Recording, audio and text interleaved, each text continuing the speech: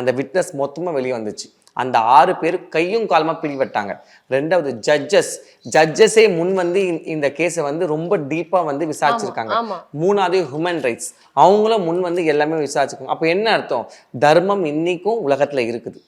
அதர்மம் என்னதான் தலை தூக்குனாலும் தர்மம் ஒரு நாள் வெல்லும் சொல்லிட்டு இன்னைக்கு அந்த அம்மாவோட எல்லையில அந்த பராசக்தியை வந்து இன்னைக்கு மகா காளியோட உலகம், இது கலியுகம் போய் இது காளியுகம்னு இன்னைக்கு மடப்புறத்துல ஆரம்பிச்சிருக்கா அம்மா.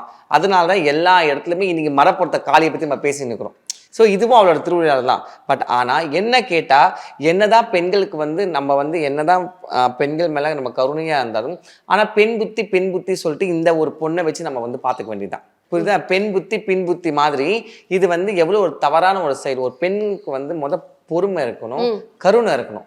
இது 2 தான் பெண்களுக்கு. சரி, அந்த பையன் 500 ரூபாய் கேட்டதாவே இருக்கட்டுமே. சரி, ஒன்று உனக்கு வந்து இஷ்டம் இருந்தால் 500 ரூபாய் கொடுக்கலாம்.